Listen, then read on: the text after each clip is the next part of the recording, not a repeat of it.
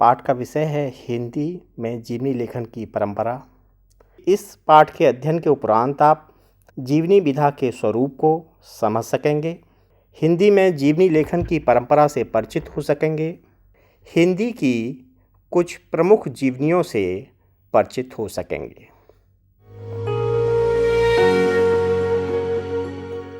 जीवनी साहित्य की एक महत्वपूर्ण विधा है।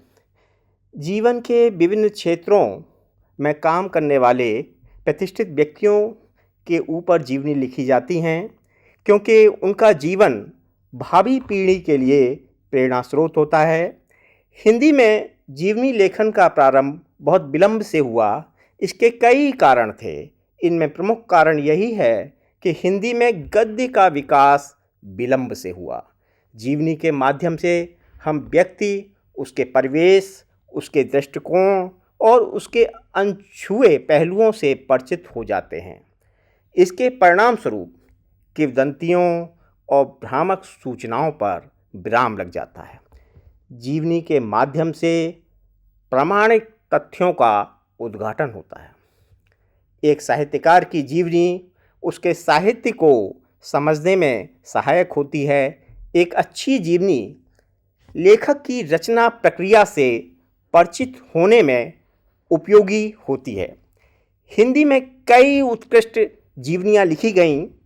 कलम का सिपाही और आवारा मसीहा हिंदी की ही नहीं बल्कि विश्व जीवनी साहित्य में महत्वपूर्ण स्थान रखती हैं। इनके अतिरिक्त आधुनिक हिंदी कविता के प्रमुख कवि सूर्यकांत त्रिपाठी निराला और परमवीर चक्र विजेता अब्दुल हमीद की जीवनियाँ भी खूब लोकप्रिय हुईं। जीवनी सृजनात्मक साहित्य की एक लोकप्रिय विधा है। हिंदी में इसका प्रारंभ बहुत देर से हुआ। जीवनी में किसी व्यक्ति का जीवन चरित्र वर्णित होता है। जीवनी किसी क्षेत्र विशेष, साहित्यिक, सामाजिक, राजनीतिक, धार्मिक, वैज्ञानिक और खेल में विशेष उपलब्धि एवं योगदान करने वाले व्यक्ति के जीवन पर केंद्रित होती है। क्षेत्र विशेष में प्रसिद्धि अर्जित करने वाले व्यक्ति के जीवन के संबंध में लोगों में जानने की उत्सुकता होती है। जीवनी दूसरे व्यक्ति के द्वारा लिखी जाती है। इसमें वर्ण विषय के साथ तथ्यपरक, तटस्थ और रोचक के साथ विवेचन होना आवश्यक है। हिंदी में जीवनी लेखन की परंपरा पर हम जब बात करते हैं तो पाते हैं कि जीवनी लेखन की हिंदी में गोस्वामी गोकुलनाथ की 84 वैष्णव की वार्ता और 252 वैष्णव की वार्ता और नाभादास की भक्तमाल को प्रारंभिक जीवनियों के रूप में देखा जा सकता है। वास्तव में आधुनिक स्वरूप में जीवनी लेखन का आरंभ भारतेंद्र युग से होता है। हिंदी गद्य की कई अन्य विधाओं की तरह जीवनी साहित्य में भी भारतेंद्र का विशेष योगदान है। उन्होंने स्वयं कई जीवनियाँ लिखीं। ये जीवनियाँ महत्वपूर्ण व्यक्तियों की थीं। ये चरितावली, बादशाह दर्पण, उदय प्रोदय और बूंदी का राजवंश में संकलित हैं। इस युग के अन्य जीवनी लेखकों में कार्तिक प्रसाद खत्री का नाम भी आता है। उन्होंने अहिल्याबाई का जीवन चरित्र, छत्रपति शिवाजी का जीवन चरित्र और मीराबाई का जीवन चरित्र शीर्षक जीवनियाँ लिखीं। भारतेंद्र युग में देवी प्रसाद मुंसिफ ने महाराज मानसिंह कच्छवाल वाले अमीर का जीवन चरित्र, राजा मालदेव का जीवन चरित्र, उदय सिंह महाराजा, अकबरनामा, राणा भीम, जसवंत सिंह आदि अनेक जीवनियाँ लिखकर जीवनी साहित्य के विकास को गति प्रदान की। इसी क्रम में काशीनाथ खत्री और राधा कृष्ण दास के नाम जीवनी लेखकों के रूप में उल्लेखनीय हैं। गोपाल शर्मा शास्त्री ने दयानंद दिग्विजय, प्रताप नारायण मिश्र ने आर्य चरितमृत, बंगला से अनुदित है ये। बाल मुकुंद गुप्त ने हरिदास गुरमानी, गोकुलनाथ शर्मा ने श्री देवी सहाय चरित्र, बलभद्र मिश्र ने स्वामी दयानंद महाराज का जीवन चरित्र, अंबिका दत्त व्यास ने स्वामी चरितमृत, स्वामी भास्करानंद से संबंधित है ये जीवनी, और रमाशंकर व्यास ने नेपोलियन बोनापार्ट आदि अनेक महत्वपूर्ण भारतीय एवं विदेशी व्यक्तियों की जीवनियाँ लिखकर जीवनी साहित्य को समृद्ध किया। हालांकि भारतीय युग के जीवनी साहित्य में परिष्कृत एवं परिमार्जित भाषा शैली का सर्वथा अभाव था, लेकिन हमें यह नहीं भूलना चाहिए कि यह जीवनी साहित्य का शैशव काल था। द्विवेदी युग में जीवनी साहित्य का निरंतर विकास हुआ। यह वह समय था जब स्वतंत्रता आंदोलन चल रहा था। लोगों में सामाजिक, सांस्कृतिक और राजनीतिक चेतना जागृत करने की कोशिश की जा रही थी। इस कार्य में हमारे महापुरुषों का जीवन चरित्र उपयोगी था। इस दौर में आर्य समाज के संस्थापक स्वामी दयानंद सरस्वती पर कई जीवनियाँ लिखी गईं। राष्ट्रीय आंदोलन के नेताओं पर जीवनियाँ लिखी गईं, जिनमें महात्मा गोखले, मदन मोहन मालवीय, कर्मवीर गांधी, दादा भाई नौरोजी आदि जीवनियाँ उल्लेखनीय हैं। इसी समय ऐतिहासिक चरित्रों पर केंद्रित पृथ्वीराज चौहान, छत्रपति शिवाजी, महाराणा प्रताप सिंह, गुरु गोविंद सिंह जी, महाराज छत्रसाल आदि की जीवनियाँ प्रकाश में आईं। ये जीवनियाँ त्याग, शौर्य और संघर्ष के लिए प्रेरित करने वाली हैं। इस समय विदेशी चरित्रों पर भी जीवनियाँ लिखी गईं। इन्होंने अपने देश के उत्थान के लिए उल्लेखनीय कार्य किया। इनका जीवन प्रेरणादायी था। इन जीवनियों में गैरिबाल्डी, नेपोलियन बोनापार्ट की जीवनी, मैजिनी, प्रिंस बिस्मार्क, महात्मा सोक्रेटिस का नाम लिया जा सकता है। 20वीं शताब्दी के प्रारंभ से ही स्त्रियों की भूमिका को महसूस किया जा रहा था। यह लगने लगा था कि आधी आबादी को नज़रअंदाज नहीं किया जा सकता। यह सच भी था, क्योंकि देश और समाज के लिए स्त्रियों ने भी महत्वपूर्ण योगदान किया है। स्त्रियों पर केंद्रित रानी दुर्गावती, नूरजहां, झांसी की रानी लक्ष्मीबाई प्रसिद्ध जीवनियाँ हैं। इस युग में संपूर्णानंद, शीतलाचरण वाजपेयी, देवी प्रसाद, ज्वालादत्त शर्मा, लक्ष्मीधर वाजपेयी, सूर्य नारायण त्रिपाठी आदि ने जीवनी साहित्य के विकास में योगदान किया। द्विवेदी युग के बाद भारत का राष्ट्रीय आंदोलन अपने चरम पर पहुंच जाता है। गांधी जी के आगमन के परिणाम स्वरूप भारतीय जन सामान्य स्वाधीनता आंदोलन से सीधे जुड़ जाता है। गांधी जन जन के हृदय में अपना स्थान बना लेते हैं। गांधी का पूरा व्यक्तित्व लोगों के लिए प्रेरणा का स्रोत बन जाता है। गांधी पर कई जीवनियाँ लिखी गईं। रामदयाल तिवारी, रामनरेश त्रिपाठी, नरोत्तम दास व्यास, डॉक्टर राजेंद्र प्रसाद, नंद कुमार देव शर्मा ने क्रमशः गांधी मीमांसा, गांधी जी कौन हैं, गांधी गौरव, चंपारण में महात्मा गांधी शीर्षकों के अंतर्गत जीवनियाँ लिखीं। इस दौर में गणेश शंकर विद्यार्थी, इंद्र वाचस्पति, मनमथनाथ गुप्त आदि लेखकों ने राष्ट्रीय आंदोलन के नेताओं पर जीवनियाँ लिखीं। इन नेताओं में गंगाधर तिलक, लाला लाजपत राय तथा चंद्रशेखर आज़ाद के नाम उल्लेखनीय हैं। इस समय स्वाधीनता संग्राम सेनानियों के साथ साथ इतिहास के प्रसिद्ध नायकों के जीवन पर भी जीवनियाँ लिखी गईं। ये जीवनियाँ भारत के गौरवशाली अतीत और उसके जननायकों का स्मरण कराती हैं। डॉक्टर संपूर्णानंद ने सम्राट हर्षवर्धन, रामनरेश त्रिपाठी ने पृथ्वीराज चौहान, गौरीशंकर हीराचंद्र ओझा ने महाराणा प्रताप, गंगा प्रसाद मेहता ने चंद्रगुप्त विक्रमादित्य नामक जीवनियाँ लिखीं। इसी दौर के प्रसिद्ध कथाकार प्रेमचंद ने दुर्गा दास नामक जीवनी लिखी। इसके अतिरिक्त महिलाओं पर केंद्रित विद्योत्मा, अहिल्याबाई आदि जीवनियाँ लिखी गईं। इस दौर की जीवनियों में आदर्शवादिता और देश प्रेम की भावना साफ दिखाई पड़ती है। इन जीवनियों की भाषा सहज और स्पष्ट है।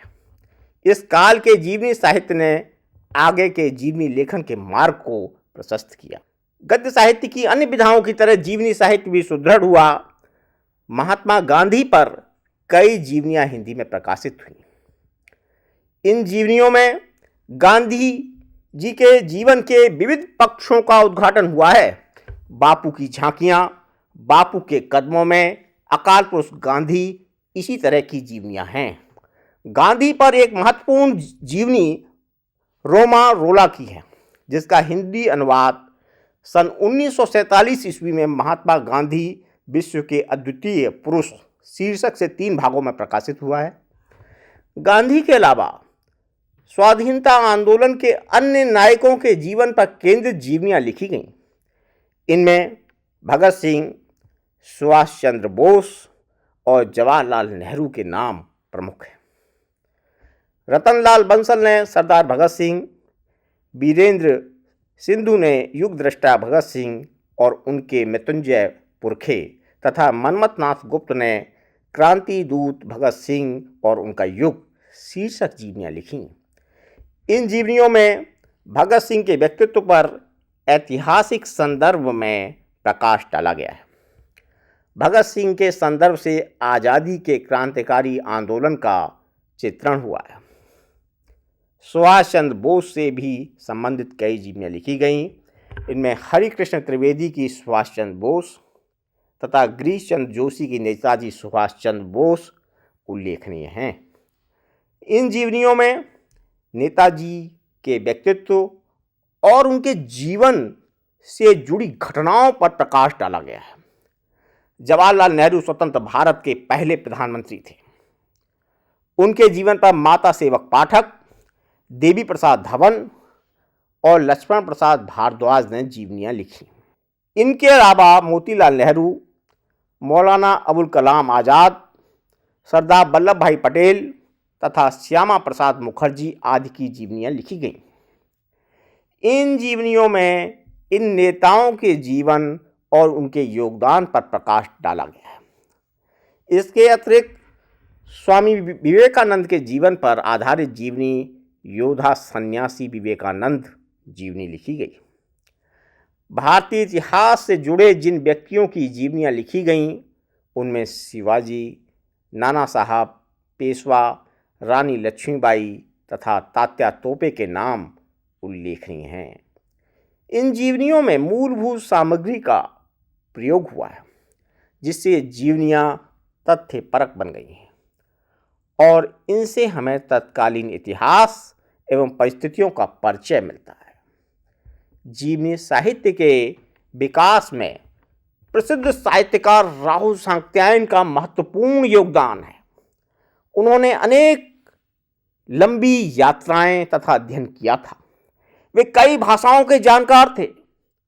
उन्होंने विदेशी नेताओं और चिंतकों के जीवन पर जीवनी लिखकर भारतीय जनमानस को उनसे परिचित कराया।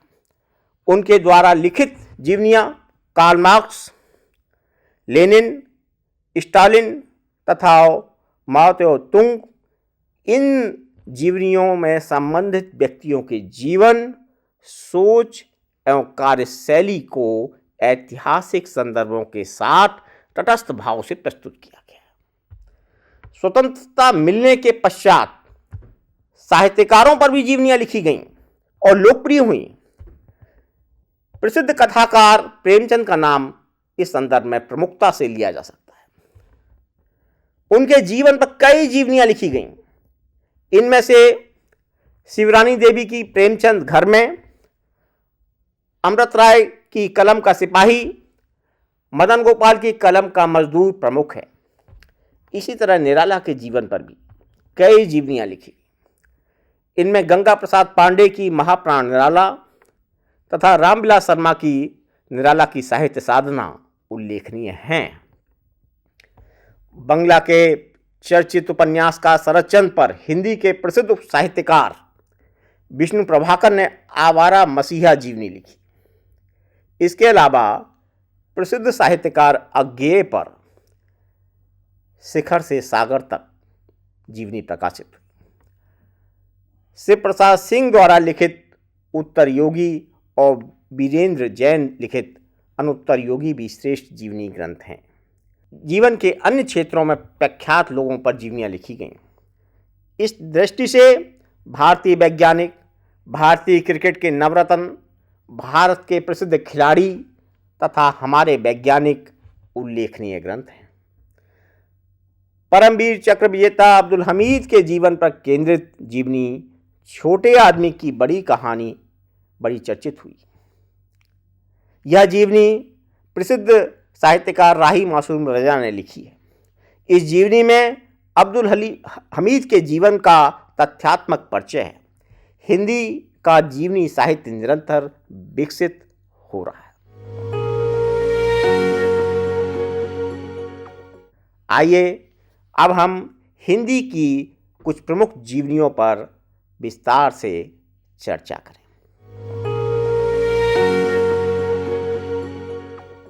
निराला की साहित्य साधना भाग 1 में निराला के जीवन पर रामविलास द्वारा प्रामाणिक जीवनी लिखी गई है। यह 15 अध्यायों में विभक्त है।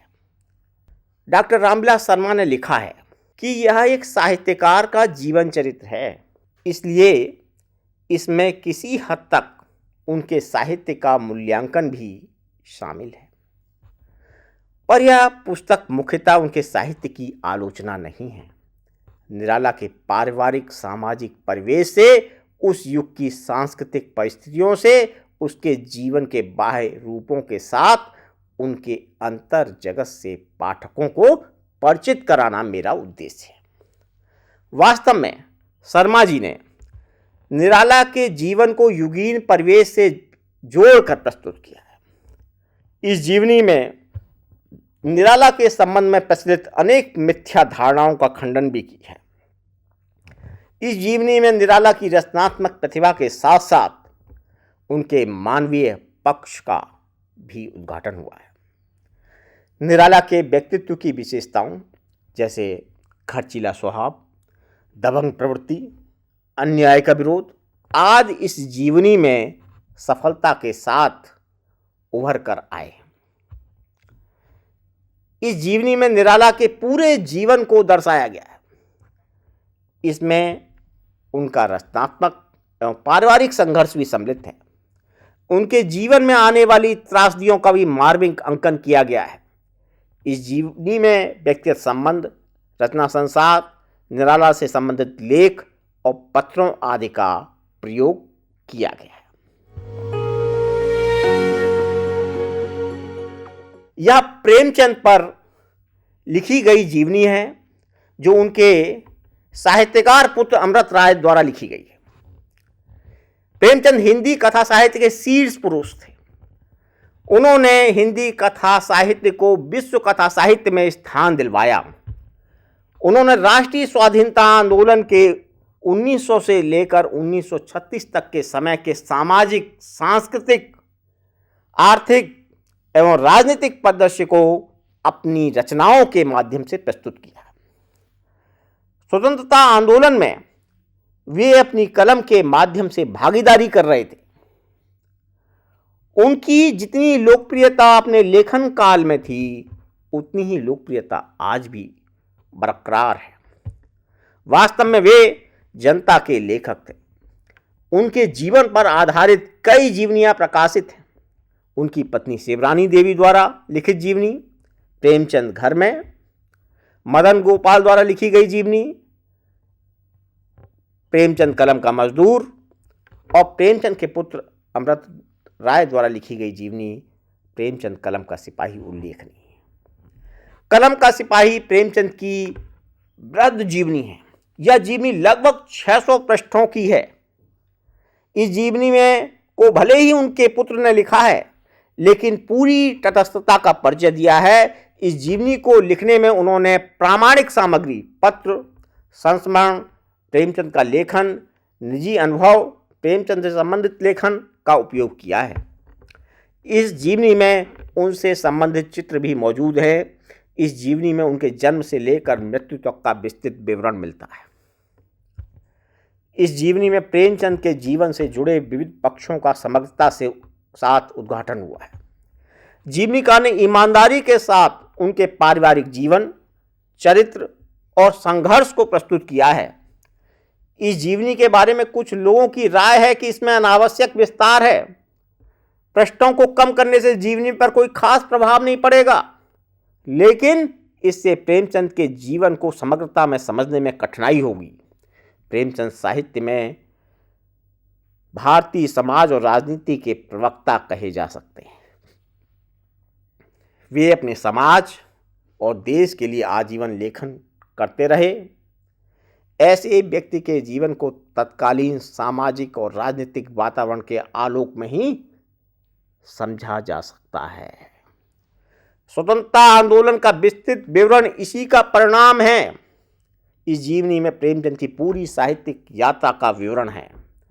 इस यात्रा में उनकी वैचारिकता स्पष्टता के साथ उभर कर आई है। इसमें साहित्य के प्रति उनकी लगन की तस्वीरें हैं। जीवनी में स्पष्ट किया गया है कि लेखन उनकी दिनचर्या का हिस्सा था।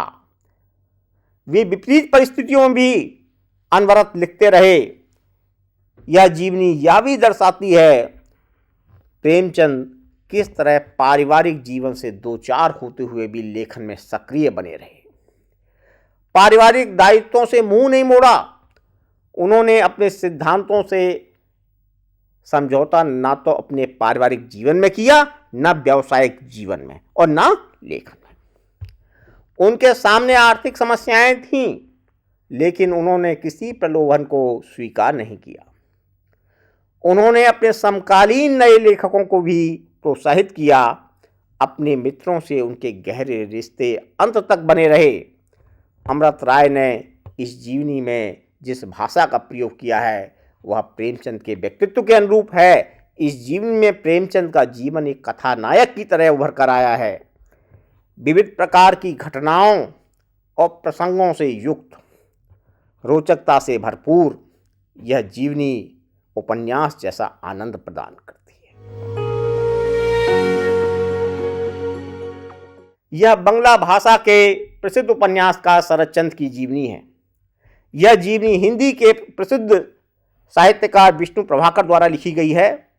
यह जीवनी पूर्णतया तटस्थ भाव से लिखी गई है। यह जीवनी 3 पर्व अर्थात खंडों में विभाजित है, जिनके नाम दिशाहारा, दिशा की खोज और दिशांत हैं। यह लगभग 400 पृष्ठ की जीवनी है। इस जीवनी में शरदचंद्र के जीवन के विविध पहलुओं से साक्षात्कार कराया गया है। इस जीवनी में शरदचंद्र के आंतरिक एवं बाह्य व्यक्तित्व को पूरी सजगता के साथ जीवनीकार ने प्रस्तुत किया है। मौलिकता, सोच दृष्टि और रचनात्मकता की दृष्टि से यह एक उत्कृष्ट रचना है। इस जीवनी में शरदचंद्र के उपन्यास श्रीकांत, चरित्रहीन, देवदास, सुविधा, पल्ली समाज, शेष प्रश्न और पथेर दाबी की चर्चा है। इससे उनकी रचनात्मक प्रतिभा का भी परिचय मिलता है। इसकी प्रशंसा करते हुए विष्णु प्रभाकर ने लिखा है, जिस प्रतिभा के बल पर उन्होंने रविंद्र युग में बरगद के पेड़ के नीचे न केवल अपना स्थान बनाया बल्कि समूचे देश को अपनी ओर आकर्षित भी किया, वह क्या कम अभिनंदनीय है। इसके नामकरण के संदर्भ में विष्णु प्रभाकर ने लिखा है, मैं तो इस नाम के माध्यम से यही बताना चाहता था कैसे एक आवारा लड़का अंत में पीड़ित मानवता का मसीहा बन गया। आवारा और मसीहा 2 शब्द हैं, दोनों में एक ही अंतर है। आवारा के सामने दिशा नहीं होती। जिस दिन उसे दिशा मिल जाती है उसी दिन वह मसीहा बन जाता है। इस जीवनी में अन्याय का प्रतिकार और मानवता का अंकन देखने को मिलता है। इस जीवनी में लेखक ने शरद के साहित्य, साक्षात्कार, पत्र और शरद से संबंधित लेख आदि का सार्थक उपयोग किया है। जीवनी में भाषा के कई रूप, बोलचाल की भाषा, अलंकृत भाषा, चित्रात्मक भाषा आदि देखने को मिलती है। शरदचंद्र पर बांग्ला में कई जीवनियाँ लिखी गई, लेकिन हिंदी में लिखी गई यह जीवनी उत्कृष्ट है। निष्कर्ष रूप में देखें जीवनी साहित्य पर, तो जीवनी गद्य साहित्य की एक प्रमुख विधा है। यह आधुनिक युग की देन है। भारतीय युग से लेकर आज तक यह निरंतर विकसित हो रही है। इस दौरान कई उत्कृष्ट जीवनियाँ प्रकाश में आईं। ये जीवनियाँ समाज के सामाजिक, राजनीतिक, धार्मिक, सांस्कृतिक, ऐतिहासिक, वैज्ञानिक, दार्शनिक, सैन्य एवं साहित्यिक आदि क्षेत्रों से संबद्ध व्यक्तियों के जीवन पर केंद्रित हैं। कुछ व्यक्तियों के जीवन पर आधारित एक से अधिक जीवनियाँ प्रकाशित हुईं और लोकप्रिय भी हुईं। जीवनियों में व्यक्ति के साथ साथ उनका परिवेश भी उभर कर आया है। इसके परिणाम स्वरूप हम इतिहास के अनछुए पहलुओं से परिचित हुए हैं। ये जीवनियाँ हमें प्रेरणा भी प्रदान करती हैं। देश के स्वस्थ विकास के लिए जीवनी साहित्य का विकास आवश्यक है।